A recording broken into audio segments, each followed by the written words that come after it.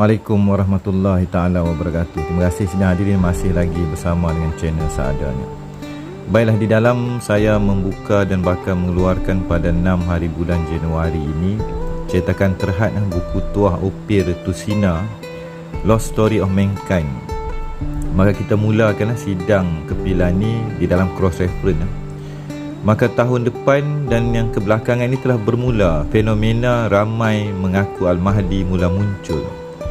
Siapakah yang benar? Di manakah kedudukan sebenarnya sebuah kisah Mesayah akhir zaman? Di dalam kita melihat sejarah tanah air kita sendiri, kita pastinya terlupa atau terlepas pandang akan sejarah Gunung Ledang, Opir, ataupun pernah dikatakan the center of civilization. Kedudukan Gunung Ledang, sejarahnya Sulaiman dan perjalanan Nabi-Nabi dan Rasul menjejak atau hadir ke tanah Melayu. Ini adalah sebuah cerita yang telah terpadam di dalam lipatan sejarah.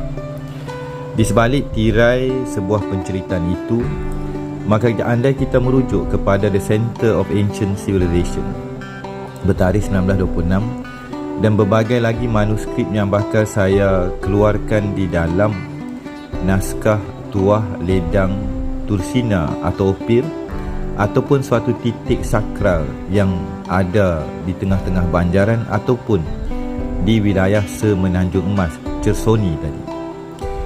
Kita sentiasa terlepas pandang bahawa cerita kisah si mata satu ataupun yang dikatakan Balo tadi, di dalam penceritaan Tuatha Dé Danann, migrasinya manusia sejak yang dikatakan banjir besar berlaku ataupun sebelum. Kisah yang lama dan tua dan langka ini akan muncul kembali di akhir zaman. Di dalam penceritaan insan-insan dan cahaya ketuhanan yang bakal membawa sebuah konsep keselamatan dan juga penyelamat kepada manusia-manusia yang pekak, buta dan tuli di akhir zaman.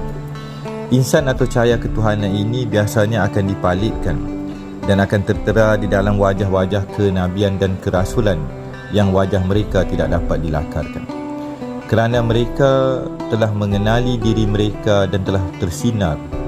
Cahaya ketuhanan telah menyinari daripada hujung rambut sehingga hujung jari jemari dan setiap lapisan diri utusan-utusan Allah Subhanahu wa ta'ala merentasi zaman. Maka siapakah Al-Mahdi Al-Muntazar, penyelamat akhir zaman yang pastinya membawa kasih sayang dan satu konsep ketuhanan yang bukannya seperti katak di bawah tempurung di dalam berbagai dakwah dogma di segenap jagat raya ataupun di dalam mana-mana kepercayaan yang ada di muka bumi. Pentas Nusantara adalah dunia yang nyata, dunia yang hakiki, dunia yang mengandungi sejarah yang amat tua dan langka, termasuk filosofi diri sebenar-benar diri daripada kitab berbagai aliran daripada berbagai agama yang telah diselewengkan dan diputar-belitkan menjadi sebuah sejarah yang bakal muncul kembali di akhir zaman. Ibarat sepohon yang telah besar rendang ketika ini, setiap manusia itu umpama benih-benih yang disemai di kebun dan taman ketuhanan.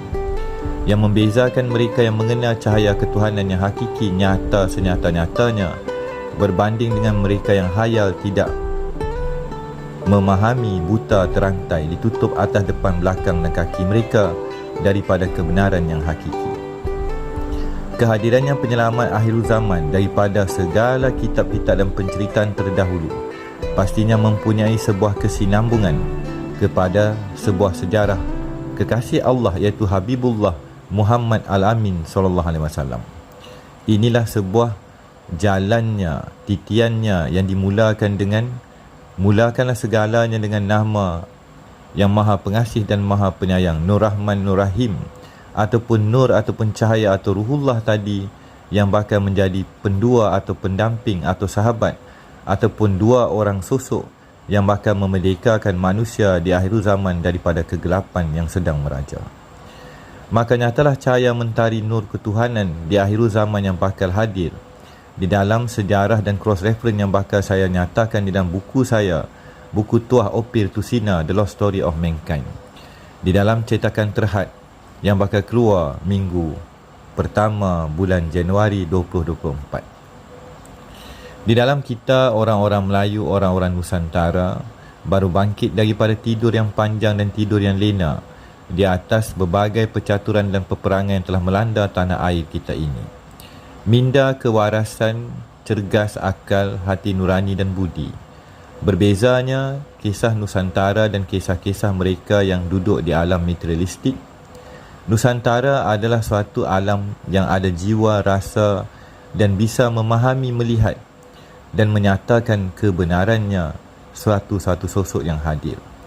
Tetapi di akhir zaman, manusia akan dibuai dengan tipu daya, sihir dan percaturan yang bakal memesongkan mereka daripada insan, cahaya ketuhanan dan kembali kepada kebenaran yang hakiki. Kita bakal bersambung dalam babak berikutnya. Wabillahi taufiq wa hidayah. Assalamualaikum warahmatullahi taala wabarakatuh.